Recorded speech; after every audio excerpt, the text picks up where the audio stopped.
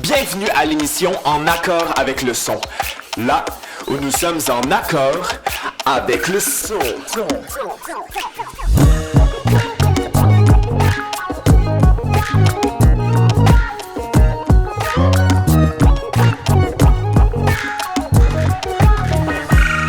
Aujourd'hui, j'ai le privilège de m'entretenir avec une artiste qui rend justice au mot authenticité. Par l'entremise de ses mots et de ses pensées, elle inspire et touche ceux qui daignent y prêter une oreille et un cœur attentif.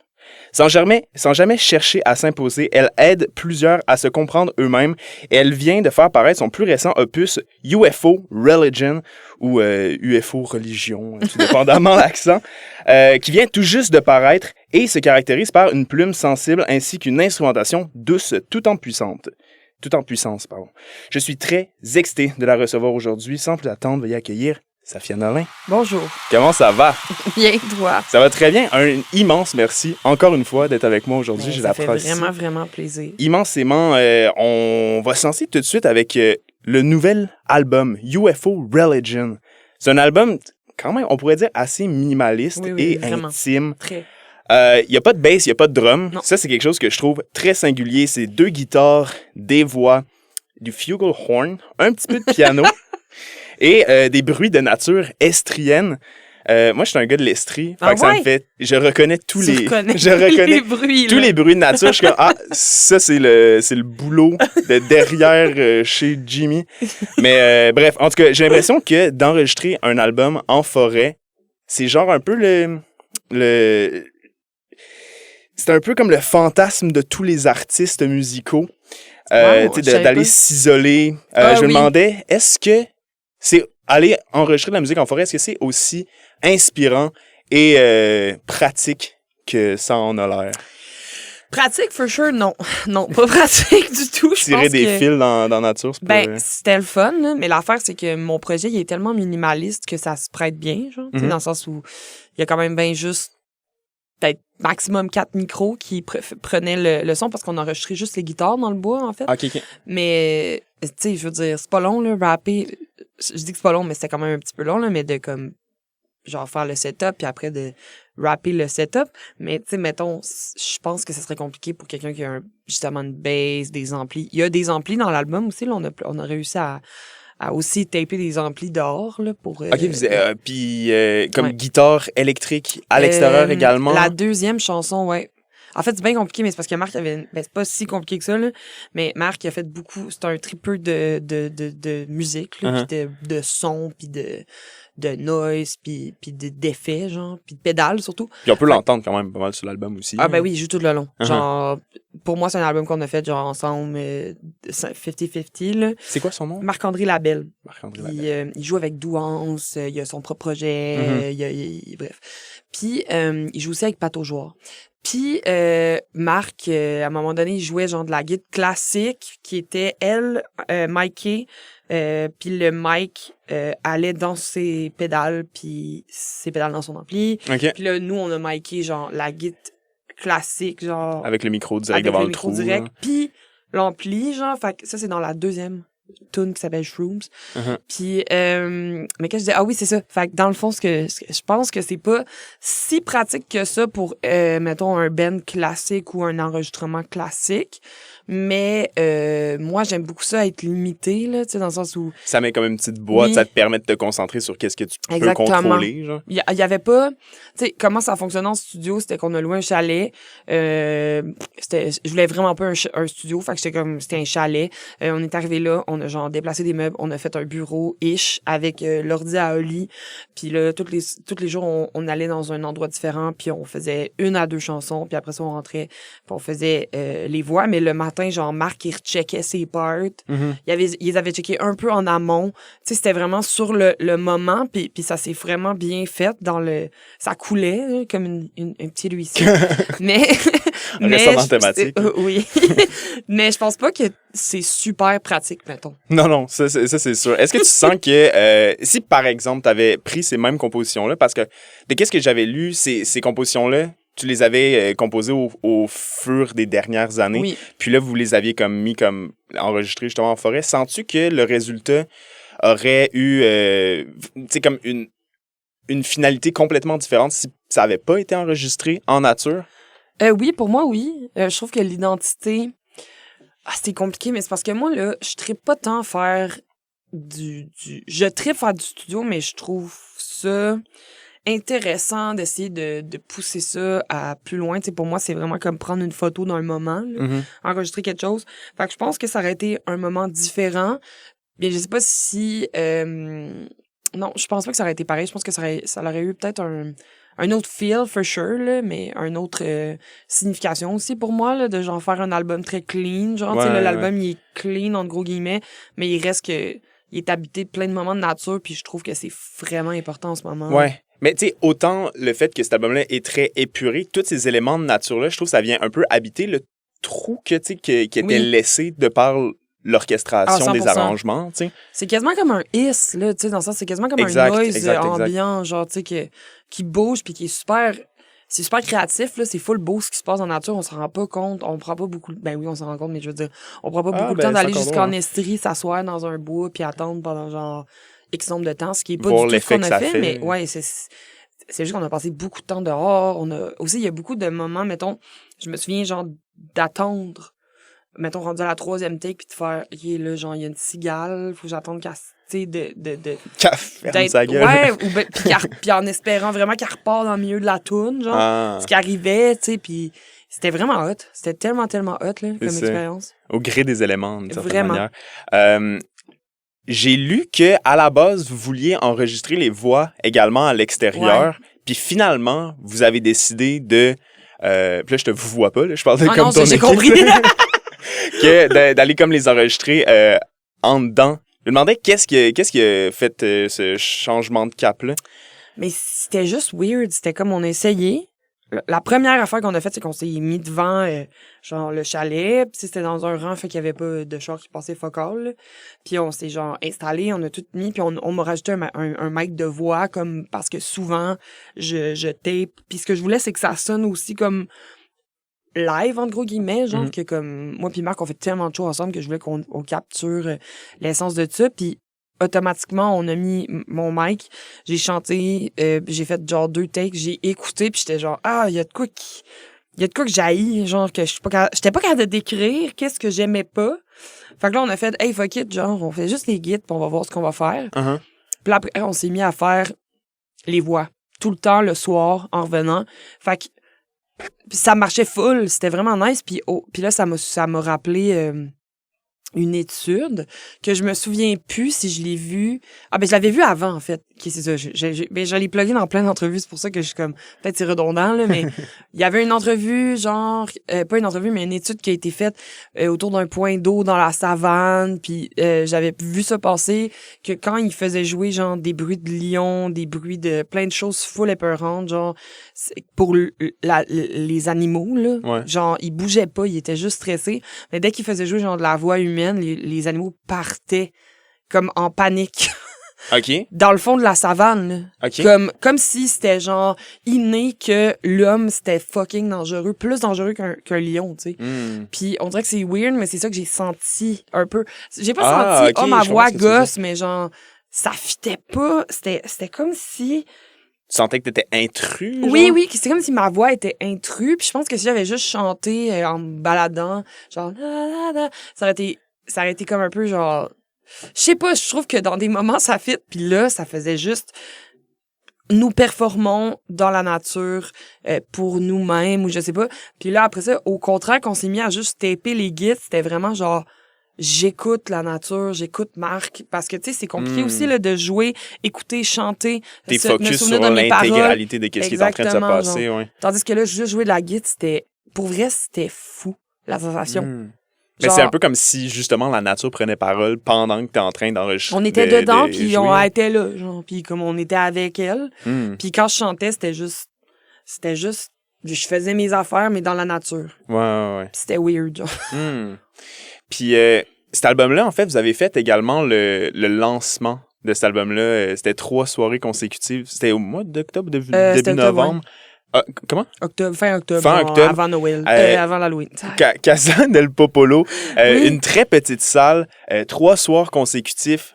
qui étaient des spectacles qui étaient vraiment à l'image de l'album, tu sais, très, très intime, très, très minimalisme, encore une fois. La première, j'y étais la dernière soirée. Ah oui, je savais pas. La dernière, en fait, la première partie du spectacle, juste pour mettre en contexte les personnes qui écoutent en ce moment, t'étais toi et ton guitariste, rappelle-moi, Marc-André avec Labelle. Marc-André, acoustique, pas miké, pas de lumière. En fait, les lueurs du bar, tout Ouais. simplement, il y avait vraiment pas beaucoup de lumière.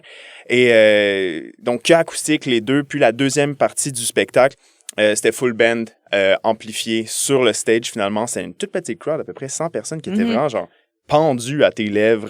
Dans le silence, on aurait pu entendre une mouche voler. Puis il n'y avait pas de lumière, comme je dis, mais il y avait des interventions de Michel Rivard. Je me demandais... En fait, ça, c'est comme un lancement d'album en général, c'est avec des artifices, c'est pour vraiment comme, tu sais, lancer un projet. Toi, j'ai l'impression que c'est allé vraiment comme à l'inverse Ouais. d'un lancement plus standard, disons. Donc, je me demandais comment t'es venue l'idée de faire ce lancement de cette manière-là et est-ce que les interventions de Michel Rivard étaient dans le premier flash? Non, il était pas du tout dans le premier flash. En fait, je vais commencer par Michel Rivard, Ouais. OK? Mais c'est parce que la première date, Mhm. c'est moi qui disais ça. J'étais genre, tassez-vous. Tu sais, je disais pas tassez-vous, mais je disais comme, maintenant... Que disaient les interventions, en fait? Michel disait, c'est un spectacle de guitare, donc il va falloir s'accorder. Mhm. Puis après ça, il reparlait pour dire, les gens, si vous voulez bien vous déplacer, parce que on était assis sur le bord, puis que il y avait du monde vraiment en avant, comme il y avait du monde vraiment en arrière. Puis même si c'est petit, la casa, il y a quand même des raccoins où je trouvais que c'est pas que c'était pas fair, mais j'avais envie que les gens puissent se déplacer. Ouais, tu sais. que tout le monde puisse profiter des meilleurs Du spots. son, Là. genre. Ouais.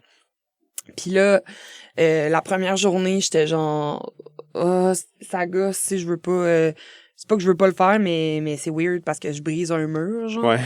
Puis, puis là, j'ai fait, Michel, ce serait hot qu'il fasse ça. Fait que là, je lui ai demandé, il m'a envoyé ce message-là qui est Il hilarant. était réceptif. Il est tellement- il m'a dit si qu'il c'était la aimait ça première faire ça. journée que c'est toi qui le faisais, ça veut dire que tu l'as contacté la deuxième journée. Ouais, Puis ouais. la journée même, il était quand même sur son cell en train de se record ouais, pour ouais. faire les playbacks. Mais genre. Michel, il est quand même rapido sur le texto. Là. On a une conversation en Messenger, là, puis on joue au Scrabble aussi. Wow. là. Oui, c'est vraiment un nice Sur les guy. jeux Facebook, genre. Les, Oui, wow. Scrabble, Je savais même pas que ça Go, existait je encore. pense. OK. Et puis, oui. Puis le lendemain, pourquoi comme ça? Mais c'est juste que ça me ressemble full, dans le sens où moi, je suis vraiment pas quelqu'un qui tripe sur les affaires, genre grand. Mais j'aime ça en consommer. Tu sais, mettons, j'adore aller voir, genre, Dua Lipa au Centre Bell. Mais moi, puis oui, peut-être qu'un jour, j'aimerais ça faire... tu sais, ça m'est déjà arrivé de chanter, mettons, genre, avec Angèle, puis d'être comme... C'est tellement le fun de faire... J'aime ça, chanter devant des grandes crowds. Mais moi, mon projet perso à moi, puis de la grosseur que ce projet-là a, c'est... J'aime mieux quand c'est à taille humaine, puis j'avais pas envie aussi de rentrer dans la game de genre...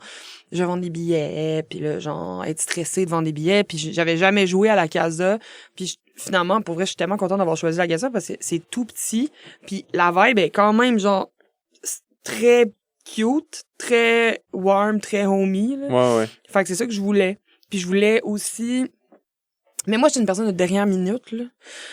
Fait que j'avais comme booké tout mon band, puis là, j'étais genre, c'est weird, là, on va faire le show, mais tu sais, genre, l'album, il est guide voix. Fait que ça m'a pris du temps avant de figurer que ça allait être splitté en deux. C'est vrai que c'est pas les mêmes, instrumentations Oui. des tunes, là. Non, c'est ça. Mais c'est surtout qu'au début, je les ai bookés, je savais que ça va être les shows de lancement de mon album guide voix. Tu sais, genre, pis j'étais comme... Ça a-tu un sens? Ça a aucun sens. Tu sais, fait que là, j'étais genre, on va pas réarranger les chansons. Puis là, j'étais genre, Puis l'inspiration vient d'un show de genre le meilleur show que j'ai vu de ma vie, qui était le show de Feist, où est-ce que il y avait ça, ish, qui se passait, c'était pas tout à Tu fait veux dire ça. comme le duo au début? Ou, Non, elle était toute seule, puis après ça, comme il y avait aucun indice. Comme nous, il y avait clairement des indices, là. Il y avait genre du gear, ça à 5. Moi, pour vrai, je l'ai pas vu. Sérieux? Ben, il faisait noir. Il faisait noir. Moi, j'ai checké le show. Le show, il se passait sur le bord. T'étais-tu comme, elle va jouer tout un show assis sur le bord, pas plugué? Ben, quoi? Ça sonne-tu fou? Non, ça sonne pas fou. En plus, je l'ai déjà fait, mais c'est juste, j'étais sûre que le monde avait vu qu'il y avait des instruments sans son. Ben, regarde, ça se peut que le monde, il l'ait vu. Moi, je l'ai pas Toi, vu. tu l'as pas vu. Moi, je l'ai Toi, pas vu. t'étais surpris, genre? Ouais. Ouais, quand vous êtes débarqué du bar, j'étais comme, crime, le show était pas long. Il était genre une demi-heure. Le show était pas long. Ouais, regarde, c'est Il y a que peut-être c'est... du monde qui sont partis, genre, en pensant que c'était fini. Vous avez fait la transition vite, puis il me semble que vous l'avez annoncé, qui est comme on s'en va de l'autre côté. Ça aurait été tellement bizarre. Ou je dis pas bye, genre. Ouais, c'est ça, c'est juste, bon, ciao, bye, je m'en vais pisser. Puis, oui, mais t'étais là la fois du show où j'avais envie de pipi, là. Ouais. OK, c'est celui-là. C'était le dernier. Ouais, c'est ça, j'avais vraiment envie de pipi. Ouais. Mais les autres, j'ai pas fait ça, là. OK. Genre, les autres, c'est juste comme aller sur le stage. Mais tu sais, la crowd aussi n'a pas quitté. Dans le Non. sens où est-ce que, tu sais, mettons, si toi, tu sors du bar, j'aurais pensé vraiment que le show était fini si tout le monde avait fait comme, bon, je prends mes clics et mes claques et je sors de la place. Mais non, je suis allée faire pipi avant de monter sur le stage. Ce qui est vraiment... Professionnel. Bon genre. Mais donc, l'idée de faire ça acoustique, c'était... Mais au début, je sais pas, Tu voulais le faire c'est juste full les band, idées finalement, arrivent de même, last minute, moi, Uh-huh. genre, comme... Tu sais, tout était... Il y avait pas vraiment d'éclairage, ni de tu sais, j'avais pas d'éclairagiste, là, puis je paniquais un peu, puis le moment donné, j'ai fait genre, j'ai une nuit d'insomnie, puis j'étais comme, je vais engager mon amie Laurie, puis elle va faire, genre, un décor d'Halloween, genre. T'sais. Ouais. Puis ça fitait full, genre, j'étais full contente de ça, genre. Je pensais que c'était le décor de la salle. Mais voyons! Comme dans... Moi, j'étais complètement niais. Genre, je me suis pointé là-bas. Non, j'avoue, je peux puis... comprendre parce que c'était vraiment bien fait. Mais là, après ça, t'as pointé les affaires qu'il y avait sur le mur. J'étais comme, il y a une affaire sur le mur. Oui. J'ai juste, moi, mon regard périphérique. Non, là, c'est pas, cool. En même temps, t'étais dans le moment présent, j'imagine. Exactement. Exactement. Puis, je me demandais, tu sais, d'un point de vue, j'ai le point de vue de l'auditeur, celui qui est là, qui est dans justement le silence pratiquement complet, mis à part vous sur la scène. C'était vraiment un beau moment, un moment intime, tout en sensibilité. Je me demandais, ça fait quoi du point de vue de l'artiste de avoir justement ce public-là qui est aussi attentif? C'est tellement le fun, là. Mm-hmm. Puis c'est weird à expliquer. C'est pas une affaire de genre... c'est le fun parce que je sens que les gens m'écoutent. C'est genre... C'est un truc d'énergie, là. Tu sais, on est quand même beaucoup dans une salle. Puis, tu sais, il y a pas de bruit, là. Puis genre, il y a du bruit. C'est moi puis Marc qui font du bruit. Mais tu sais... du bruit en gros guillemets, oui. Some kind of noise. Scientifiquement, c'est son, du bruit. C'est du bruit, du son. Uh-huh. Puis, je sais pas, c'est comme une affaire de vibe qui est vraiment fou. Tu sais, c'est quand on a envie que tu te ramasses avec genre 100 personnes puis il y a pas 100 personnes qui parlent en même temps. Tu sais, genre juste ça, là, tu sais. Il y a pas personne qui parle puis le monde sont en silence puis c'est quand même, je trouve ça magique. Genre, tu le sens, là, même si, tu sais, des fois, je ferme mes yeux. Ben, souvent, j'ai les yeux fermés quand je joue, là. Ouais.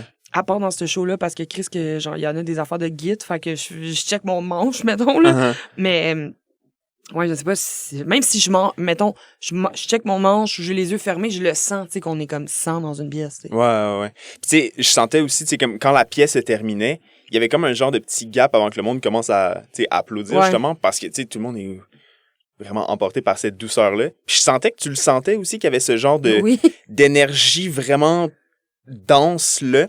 Fait que là, tu faisais comme des petites jokes pour, comme, justement, genre, casser le genre de poids le poids de concentration, je sais pas trop comment le nommer. Mais il y avait vraiment une énergie singulière, majoritairement, j'ai trouvé dans la première partie, qui était palpable. Oui. Et toi, t'étais-tu assis ou... Non, je me souviens plus, genre, parce que il y a eu des soirs où tout le monde s'est assis à terre. Ah, on s'est pas assis à terre. Ok, vous étiez debout. On était debout. Il y a une soirée où c'était tout le monde à terre, genre. C'est quand même cute, ça. Ouais, c'était vraiment cute. J'ai dit, genre, hey, vous pouvez vous asseoir, puis là, ça fait genre... Touche! Ouais. On va aller écouter 2 pièces musicales. La première, en fait, j'ai une anecdote par rapport à cette tune-là. Wow. Mais c'est Pizza Getty, qu'on peut retrouver justement sur l'album UFO Religion. Et on va écouter la pièce Et si de, qui est disponible sur UFO Religion, mais tu m'as demandé de diffuser la pièce la version 2023 qui est avec des drums. Ouais. Un petit peu plus dynamique. Qui t'avait fait paraître en single, je crois. Ouais. Donc, on va écouter ces 2 pièces-là. J'aimerais ça que tu nous en parles un peu. Puis, attends, je vais dire mon anecdote avant. Okay, vas-y. Il y a des tunes dans la vie que j'ai l'impression, même si tu l'entends pour la première fois, le message est tellement... C'est quelque chose que tu transportes en toi, mais que tu n'as jamais vraiment mis des mots dessus. Mm-hmm. Puis ces pièces-là, j'ai l'impression que tu les entends pour la première fois, puis tu as l'impression de les avoir entendues, puis de les connaître, genre. Ouais. Puis la première fois que j'ai entendu cette pièce-là, c'était justement pendant ce spectacle-là au Casa del Popolo. Puis j'avais l'impression de connaître la tune. Puis ça faisait longtemps que j'avais pas ressenti ce sentiment-là. Donc, Pizzaghetti, le texte m'a vraiment rejoint. Je pensais que ça parlait, tu sais, comme d'un être, tu sais, qu'on aime et tout. Là, avec mes recherches, je me suis rendu compte que c'est mieux que ça. Mais en tout cas, c'est un texte qui est vraiment magnifique. Je me souviens, pendant toute la pièce, j'avais les goosebumps, les frissons.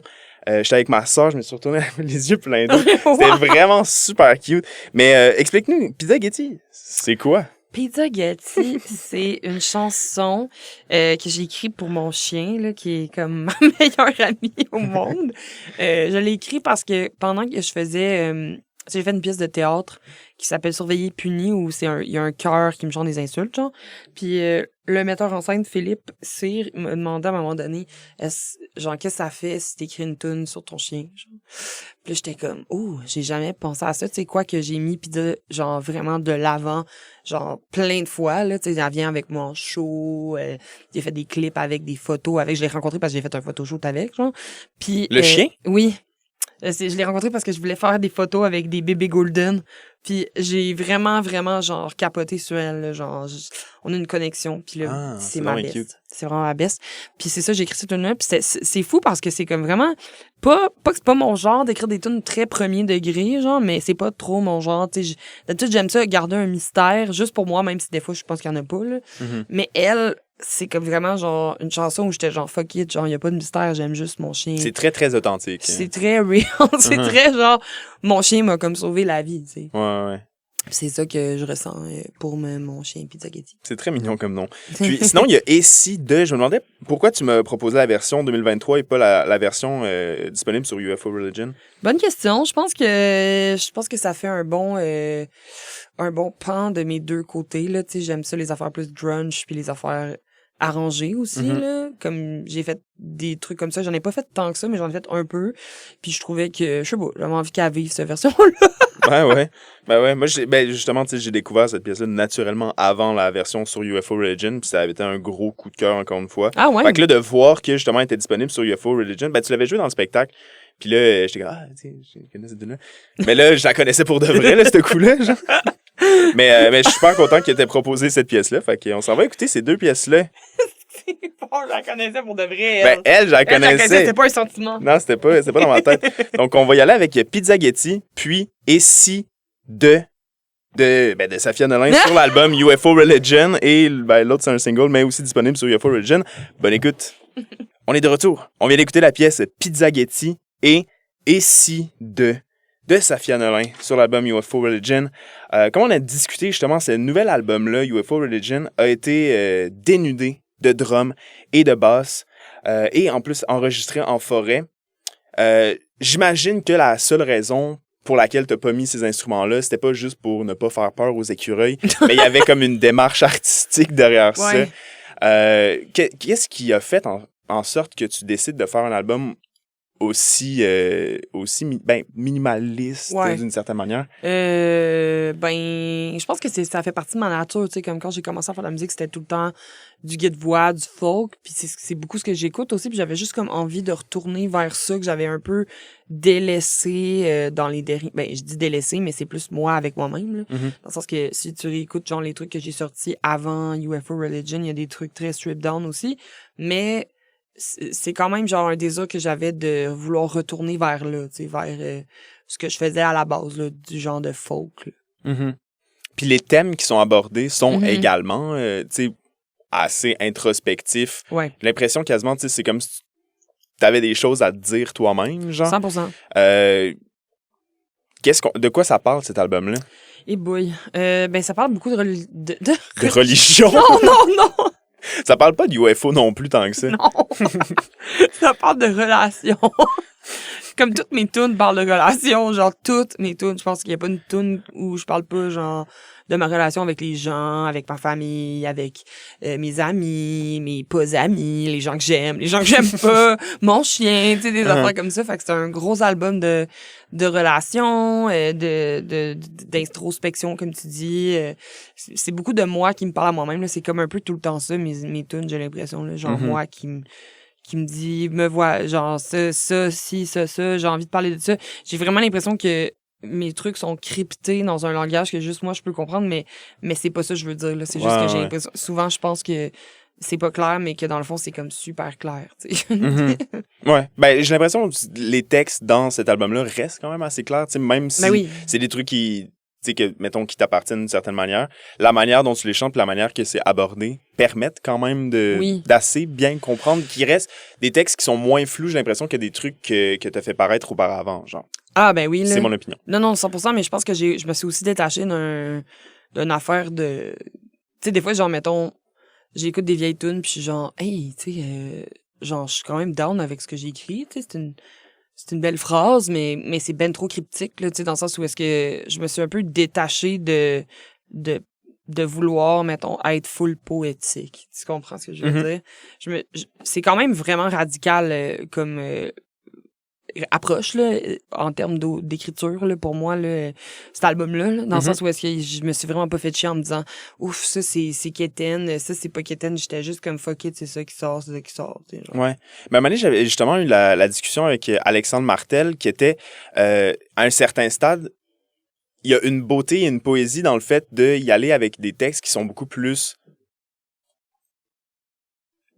j'ai pas envie de dire vrai, mais tu sais, qui sont plus, il y a pas de flafla, que c'est pas genre, c'est pas enrobé de fioritures de poésie, puis ça y va vraiment genre juste avec qu'est-ce qui te sort du cœur puis ta première pensée, et il y a vraiment une belle poésie dans le fait d'être juste sincère, genre. Tellement, là. Puis, je trouve que c'est un peu dans cette veine-là que ça se dirige, les textes. Ben, moi, je pense aussi que, genre, il y a tellement de gens qui écrivent des belles tunes avec des beaux textes puis des beaux poèmes avec du long. Moi, c'est ce qui me touche le plus, c'est les affaires qui sont plus simples, genre, qui sont plus dans je voudrais pas dire dans une langue parlée, là, mais plus dans un vocabulaire parlé, ou est-ce que t'es je vois comme... ce que tu veux dire. C'est des mots, genre, vraiment, genre, tu sais, comme Philippe B, je trouve qu'il écrit des tunes vraiment simplement, qui sont vraiment magnifiques. Puis, ben, c'est juste, c'est authentique et épuré, genre. Fait que ça, je pense que ça permet aussi à l'auditeur ou auditrice de vraiment, comme un peu, se rattacher à ça. Parce que, justement, ça semble pas plus qu'humain, genre. Tu peux te rattacher à un truc qui est... C'est pas retravaillé 100 fois. C'est ça, exactement, genre. C'est comme pas fait pour impressionner. Tandis que je pense que dans mes premières tunes, c'était pas fait pour impressionner, mais il y avait une recherche il y a certaines tunes où je suis comme là, j'ai vraiment clairement cherché à écrire un beau texte, là, tu sais. Ouais. Je dirais pas lesquelles, là, mais je parle dans mes vieilles tunes, il y a des tunes, je suis genre... Ouais. Mais parlant de vieilles tunes, justement, l'album Limoilou a quasi 10 ans. Oui. Je pense que c'était en 2015. Ouais, c'est le 11 septembre 2015. Fait que ça s'en vient quand même. Ça s'en vient le 10 ans. Je me demandais, depuis justement l'apparition de ce premier album-là, ce premier projet diffusé-là, de quelle manière ton impression de l'art, ta manière de faire de l'art, ta conceptualisation du monde artistique a évolué dans ces 10 dernières années? Ben, j'ai l'impression que moi, genre, Limoilou, pour moi, c'était comme les starting blocks, genre, de ma créativité, là, dans le sens que, genre, j'ai commencé à faire de la musique vraiment autour de 19 ans. Puis 18 ans peut-être, puis genre je connaissais vraiment pas l'industrie, je connaissais pas beaucoup de choses, puis j'ai rencontré du monde qui m'ont vraiment aidé puis qui ont su lire en moi genre ce que j'aimais, ce qui est quand même fou là, tu sais, mettons mes premiers démos, mes premières tunes, c'était des affaires que genre j'aimais, tu sais. C'est Philippe Brault là qui m'a donné cette chance-là, puis c'est avec lui qu'on a fait Limoilou, c'est lui qui l'a réalisé, puis comment que tu l'as rencontré juste au festival La Chanson de Granby. OK. Fait que j'avais jamais fait de musique, puis genre j'avais écrit une tune. Tu t'étais inscrit pour ce concours-là, puis c'est comme ça que ça a commencé. Ouais, exact. Wow, c'est assez impressionnant, ça. Ouais, vraiment. Puis il m'a offert un démo qu'il a envoyé à des labels. Là, j'ai signé sur Bon Centre. Puis là, on est arrivé pour faire mon premier album. Puis j'ai rencontré Joseph Marchand, là, avec qui j'ai joué vraiment longtemps.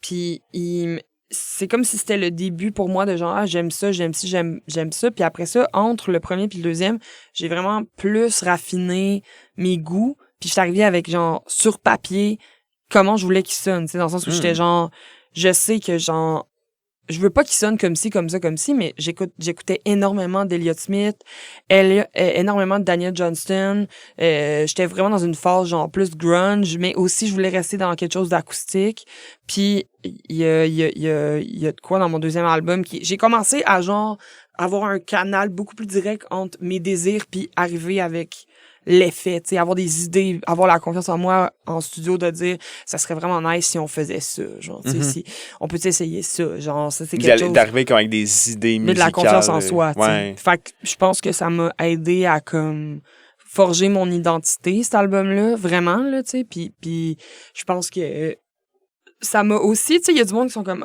les gens, ils, tu sais, tu commences à faire la musique, puis les gens, ils restent, tu restes étiqueté à un genre, ce qui est quand même vrai, tu sais. Après ça, moi, mon genre sur lequel je suis étiqueté, c'est genre du folk triste, fait que, au final, c'est quand même ça que je fais, tu sais. J'ai pas tant changé que ça, j'ai pas changé du tout, en fait, c'est juste que j'ai développé d'autres pans, genre faire de la musique, genre folk band, faire du grunge, des affaires dans même, puis j'adore faire du noise aussi, tu sais, c'est d'autres pans de moi, mais le centre, c'est quand même, ça reste quand même la musique. Il y a un noyau avec juste plusieurs minimaliste, teintes, triste, là. Ouais.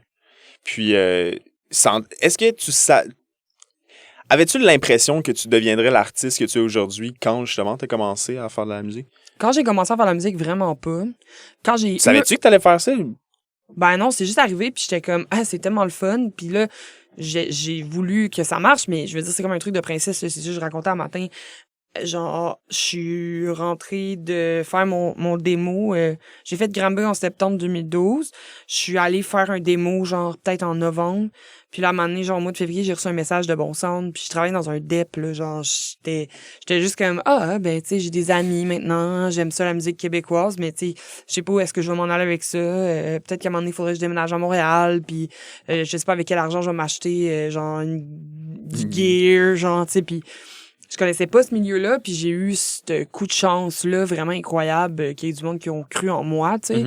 Mais je le savais pas. Puis après ça, une autre affaire, c'est que quand ça a commencé à marcher, ma carrière, je savais pas non plus où est-ce que je serais maintenant, tu sais, qui est comme complètement, pour moi, vraiment ailleurs, tu sais, dans le sens où est-ce que j'ai comme eu une espèce d'envolée au début. J'ai fait plein de shows, genre, sold out, une tournée vraiment hot, puis je suis contente de ça, puis je le referais demain, mais genre, maintenant, je suis vraiment pas... Mettons, si tu regardes mon début puis où est-ce que je suis maintenant, je pense pas que c'était super prévisible pour moi, genre, de devenir, genre, full dans le gros DIY, de genre, pas avoir envie d'avoir de label, tout ça. Puis je suis contente de ça parce que c'est quelque chose qui me ressemble vraiment beaucoup puis qui aurait pu ne pas se passer aussi. Tu sais, au début, il y a eu des moments super rough où j'étais genre, j'ai arrêté de faire la musique, c'est trop compliqué, je m'entends pas avec mon label, même si, tu sais, genre, moi puis Bon Sang, on n'est pas en mauvais termes du tout, là, mais, tu sais, genre, moi j'ai une vision, eux ils ont une vision, ça fonctionne pas, tu sais, c'est comme, j'aurais pas cru avoir ça en moi, j'aurais cru juste avoir la gratitude puis continuer puis pas me poser de questions, puis je me suis posé rapidement des questions sur ce que j'avais envie de faire, tu sais. Ça, je suis contente. Mais ça, c'est toi, donc. C'est super nice, je suis là, contente. actuellement, le dernier album que t'as fait paraître, qui a fait Origin, lui, il est indépendant, c'est ça. Puis ça change quoi, faire un album indépendant? Ça change beaucoup d'affaires. Je peux faire une liste.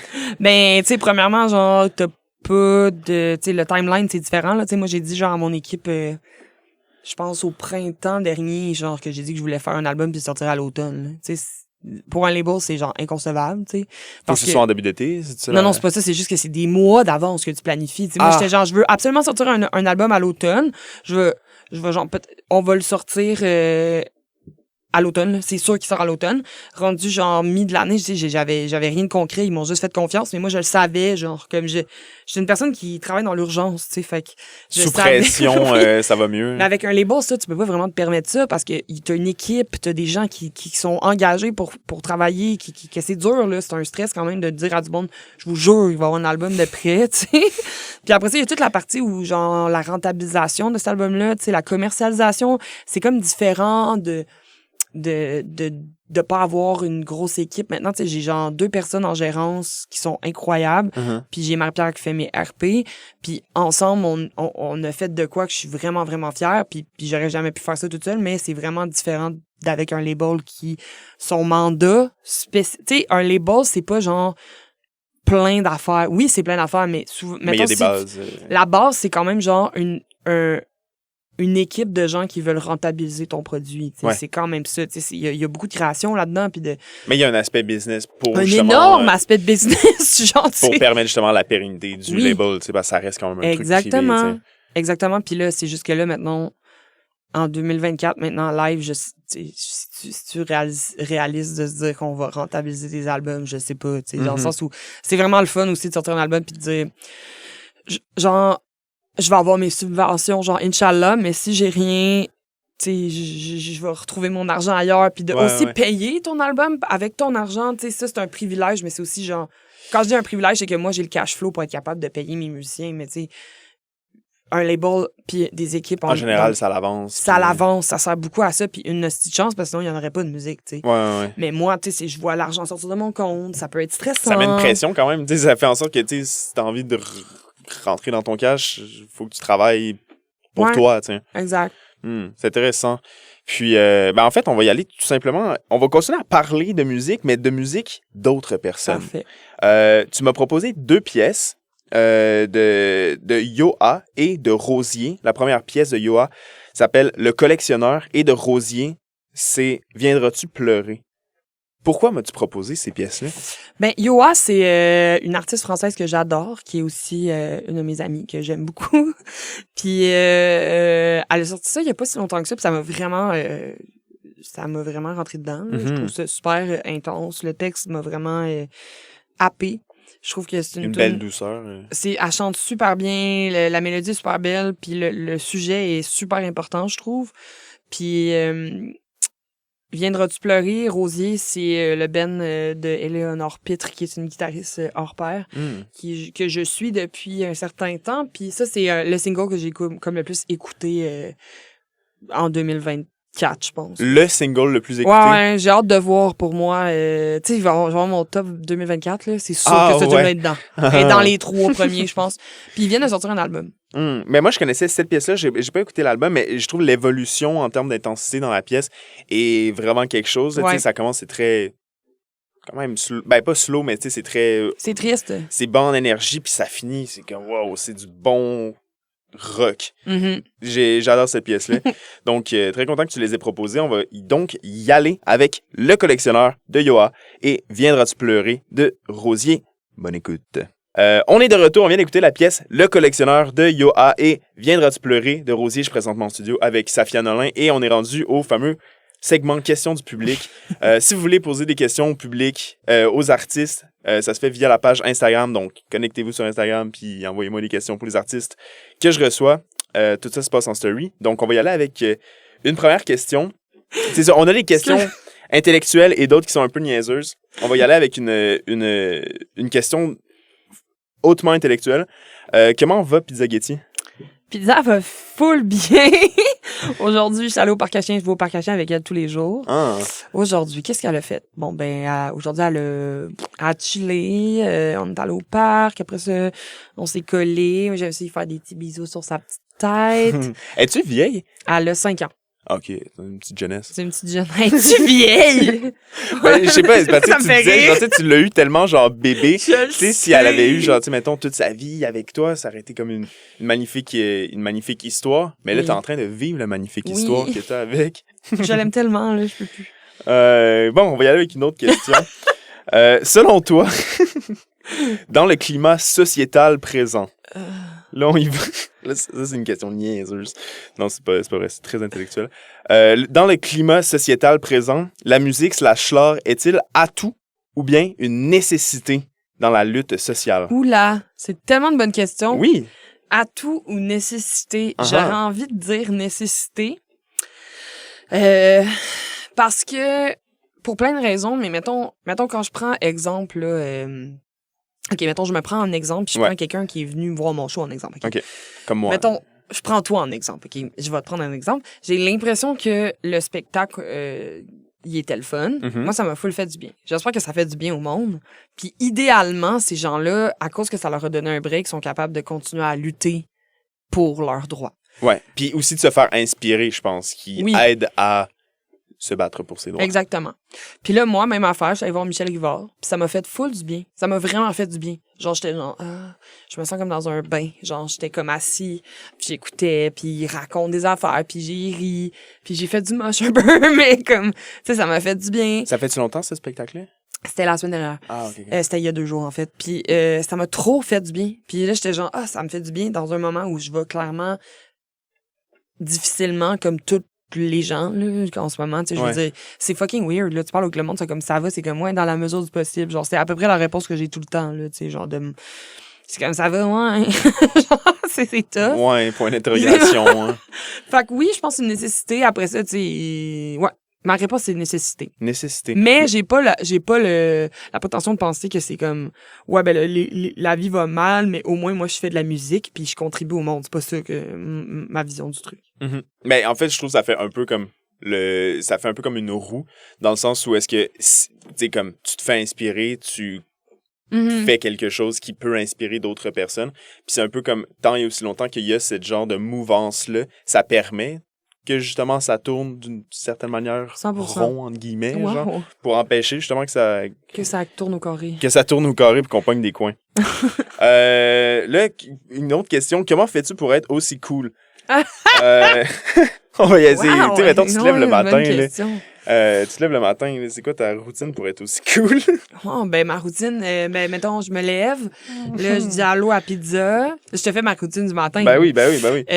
Après ça, je vais me faire un café, une toast au beurre de peanut. C'est cool. Ouais. Là, je nourris pizza. Là, après ça, je vais prendre ma douche, je fais mon lit, je sors pizza. Puis là, je suis cool, là, en ce moment. Rendu là, je suis rendu cool. Quand tu reviens de la marche à chien, avec ta toast dans le ventre, là. Des fois, ma toast dans la main, là. Pendant que tu marches avec le chien? Ouais, je sais pas si c'est une affaire de TDA, mais souvent, je marche, je bois, je mange, je fais plein d'affaires, genre.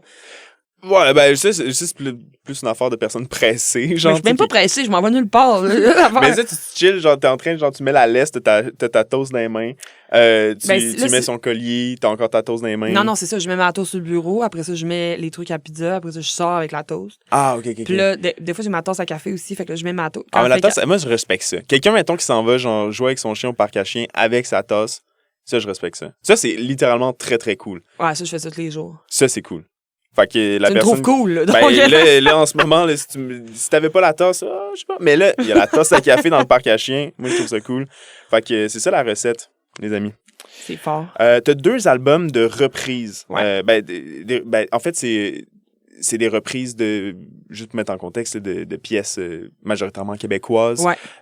Puis là, la personne se demandait, est-ce que de reprendre des morceaux d'autrui te fait vivre des émotions personnelles à même titre que tes propres compositions, ou est-ce complètement différent? Ah non, c'est tellement... Des fois, c'est plus intense. Parce que tu vis les émotions de quelqu'un d'autre? Non, parce que c'est des émotions à moi, sauf qu'ils sont liées à d'autres affaires. Tu sais, c'est comme... Je sais pas expliquer, c'est comme... Ça m'a déjà...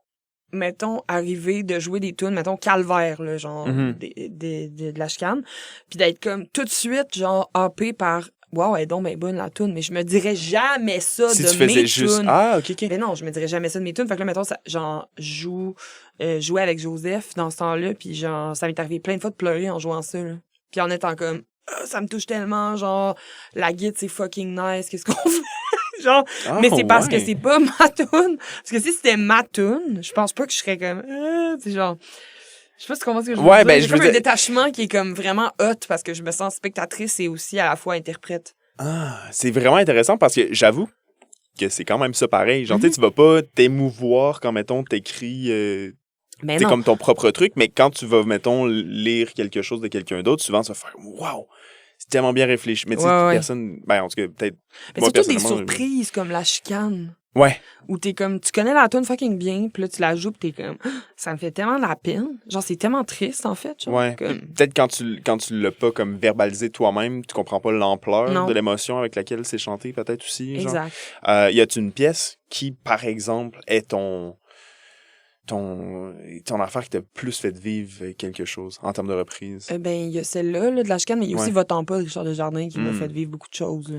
Ouais. Vraiment intense. Un là, grand t'sais. texte. Un esti de grand texte, là, puis là, c'est vraiment comme manger un gros plat, genre fucking bon, là, parce que je la chante puis je la savoure en même temps. Puis souvent, genre, mettons, cette tune-là, je joue pas de guitare, c'était Joseph qui jouait de la guitare, genre, c'est encore tellement plus le fun de, genre, juste chanter, là, tu sais, comme c'est vraiment une autre expérience. Puis tu peux vraiment te concentrer justement sur écouter, comme qu'est-ce qu'on disait précédemment. Genre, vibrer, là, vraiment.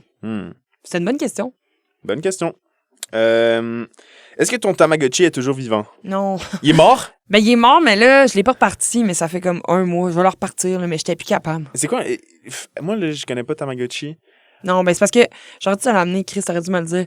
Mais en ce moment, il est mort, je le vois, c'est un ange que dessus, genre, puis il est écrit l'âge, puis je pense qu'il y avait 8 ans.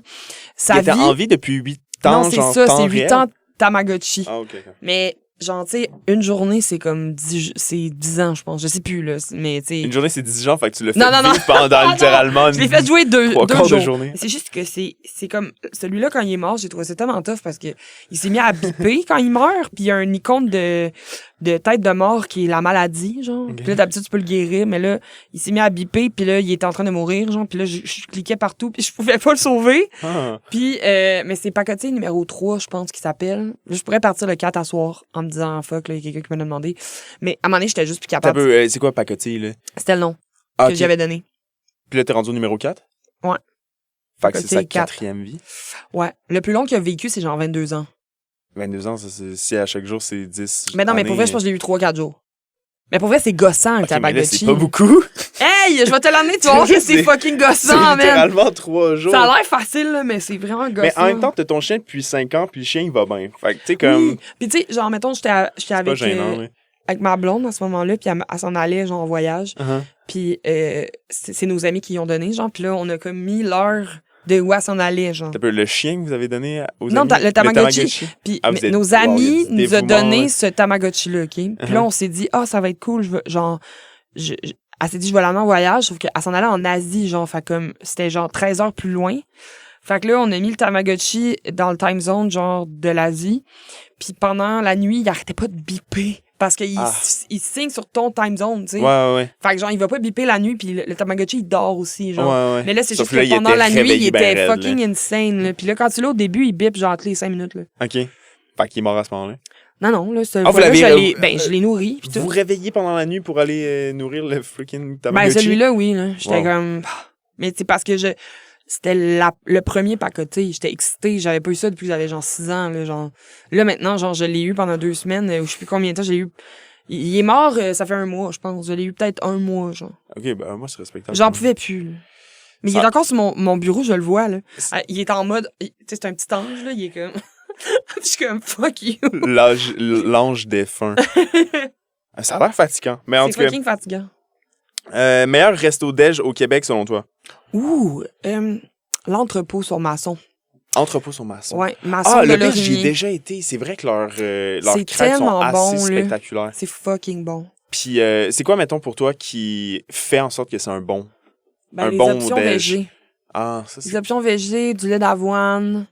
C'est eux autres, mon truc, bref, c'est genre des bénédictines végé avec du kimchi, du cream cheese puis des légumes de saison, genre. Ouf. Ça a pas de sens.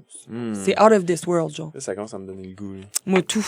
J'ai faim. Puis on j'ai est envie le de- soir. Ouais, ça a pas rapport. On est le soir. Il est quelle heure? Genre, on pourra pas aller manger là, c'est fermé. Il est 5 heures. Je m'en serais claqué. On serait allé sur Masson. Là. Oui.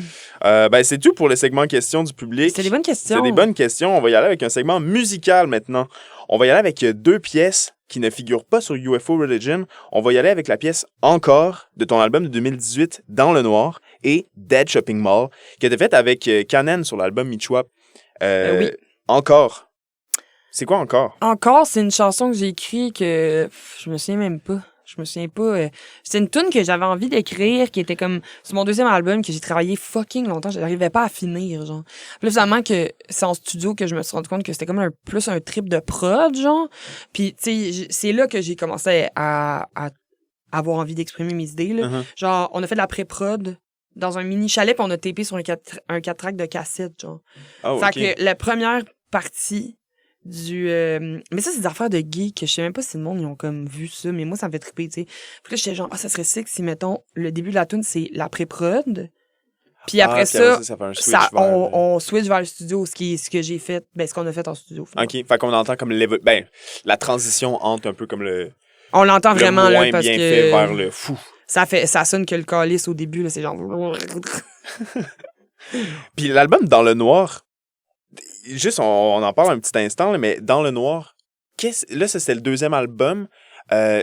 Qu'est-ce que c'était Dans le Noir, les thèmes abordés dans cet album-là? Ben, c'est full dark, là. J'allais vraiment pas bien. C'était comme toutes les... C'était toute la naïveté que j'avais qui était comme dead, là. Genre, tu sais, j'avais reçu beaucoup de haine, j'avais, genre, commencé à débuzzer. Tu sais, moi, là, mon débuzz, il a commencé à la sortie de cet album-là, genre. Tu sais, comme le monde, ils ont vraiment moins trippé cet album-là, ils l'ont moins écouté, qui est vraiment normal, là, puis que j'accepte totalement, mais à ce moment-là, je comprenais vraiment pas, tu sais, j'étais comme... Je connaissais pas la vie, j'avais plein de carences affectives, fait que j'étais juste comme vraiment détruit par l'espèce de genre... J'ai été rejetée toute ma vie de plein de côtés. Là, d'un coup, je suis genre la personne célébrée, puis là, finalement, on me célèbre plus, puis on célèbre d'autres mondes, genre. Puis, tu sais, c'est comme une roue qui tourne, là, ça arrive tout le temps à tout le monde, tu sais. Mais moi, j'étais pas équipée mentalement, là, pour vivre ça. Fait que pour moi, cet album-là, c'est vraiment un album de... Moi, encore, à ce jour, malgré UFO Religion...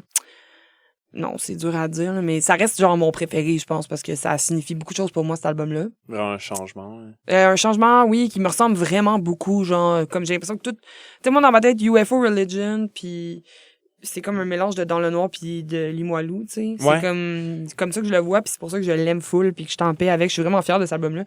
Mais Dans le Noir, pour moi, j'étais tellement hypée parce que j'ai réussi à faire... Ça aurait pu s'arrêter là pour moi, tu sais, dans le sens... J'ai fait ce que je voulais faire. Tu sais, ça, c'était vraiment un album que je désirais faire, genre. Tu sais, puis c'était fou comme trip de studio. Tu sais, on a resté là, genre, je sais plus combien de temps. On était en plein hiver, il faisait fucking frais, genre. On était dans le fond, genre, du bois, genre, à Saint-Zénon. Puis il y avait personne. OK, ça avait été aussi enregistré dans le bois. Ouais, mais on était en dedans, là. On n'était pas dehors. Ben, ça reste comme un chalet. Ambiance nature. Oui, très, très, très nature. À un moment donné, on avait un mic, c'était comme une tête. Puis ça, c'est dans la chanson...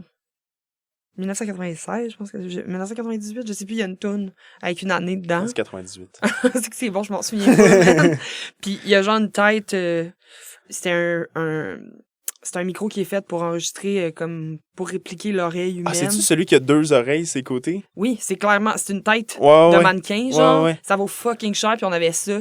Parce que, genre, c'était Ghislain-Luc Lavigne qui avait fait la prise de son, genre. Puis son ami, il avait, genre, passé, puis je me souviens, genre, Philippe Brault, il était, genre, assis, sur le bord d'un feu, puis il tenait la tête, puis il la tournait. Il y a eu d'autres fois, parce qu'il y a eu du footage de ça, parce que j'ai fait un film VHS, là, où est-ce qu'on jouait, genre, on était 4, on jouait de la guitare. Genre, dans la première tune, genre. Puis dans le milieu, il y a le micro de tête qui spin, qui fait genre... C'était tellement hot, là. C'est quand même drôle. On dirait que t'as un petit bonhomme qui danse pendant que, genre, pendant que toi, tu fais la musique, genre. Oui, vraiment. Bon, ben, content qu'on ait parlé de Dans le Noir, finalement. Puis Dead Shopping Mall, qui était... En fait, ça paraît sur l'album de Kanen. C'était une collaboration que vous avez faite ensemble. J'avais reçu, justement, Kanen en entrevue ici. Puis, justement, elle avait, ben, tu sais, comme dans les pièces à diffuser, mis justement Dead Shopping Mall, puis elle m'avait bien discuté de cette pièce-là, de son expérience avec toi. C'était vraiment le fun. J'ai adoré ça, travailler avec elle. C'est quoi, toi, ta perspective de cette belle collaboration-là? Ben, j'avais jamais vécu ça de même. Là, on a passé genre 2 jours en studio. Mm-hmm. On a écrit la tune le premier jour, puis le lendemain, on l'a TP avec Alias, qui est un artiste, mais qui fait aussi la prod, genre. Okay. Puis c'était tellement le fun. Puis le résultat de cette tune-là, je suis super... J'écoutais beaucoup de Boy Genius dans ce temps-là, genre, puis je trouve que ça sonne un peu comme du Boy Genius. Fait que je suis down avec la prod aussi. Je suis comme... C'est vraiment nice, j'aime ça. Ça faisait longtemps... J'ai pas beaucoup écrit de tunes avec du monde, en vrai. J'ai écrit genre une tune avec Philémon, je pense, puis... J'essaie de penser à d'autres tunes que j'ai fait. Mais genre, est-ce que t'écris le texte avec la personne comme... Ouais. Genre, mais... Comme attabler les deux, puis il me semble que ça doit être compliqué. Ben, on était des deux, chacun notre bord. Là, moi, j'étais arrivée avec le refrain, genre. OK. Puis le riff de git. Puis après ça, on s'est mis ensemble, puis on a pitché des phrases, puis on les chantait, genre. C'était full organique. Mais c'est pas évident, là, tu sais, genre, c'est pas... Faut pas que t'ailles d'égo, là. Puis tu sais, genre, j'avais l'impression que c'est une personne... Genre, je serais pas capable... Ah ben, j'ai fait ça avec Patrick Watson, c'est vrai. J'étais comme, avec qui d'autre j'ai écrit une tune? Mais, tu sais, il y a des gens que... C'était juste vraiment facile. C'était comme easy breezy. Ça sortait tout seul, puis je me sentais pas jugée, genre. Puis faire ça, pondre ça en 2 jours, je trouve ça franchement impressionnant. Merci. Ben, on va aller écouter ces 2 pièces-là. Donc, encore de l'album Dans le Noir et Dead Shopping Mall de Kanen et Safia Nolin sur l'album Me Chop. Bonne écoute. On est de retour. On vient d'écouter la pièce encore de l'album Dans le Noir de Safia Nolin et Dead Shopping Mall de l'album Me Chop de Kanen et Safia Nolin. Un immense merci d'avoir été avec moi en studio aujourd'hui. Je l'apprécie immensément. C'est vraiment un plaisir. Je me demandais tes objectifs pour la suite. Je sais pas. continuer à faire des shows en festival, j'aimerais ça. Puis que les gens se radicalisent.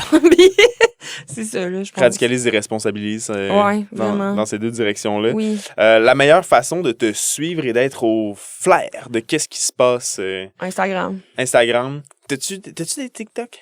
Oui. T'as TikTok? Ouais, faut vraiment que je m'y mette d'ailleurs parce que j'ai quand même genre 8000 abonnés, ce qui est pas malade, mais que pour le Québec, je trouve que ça va, là.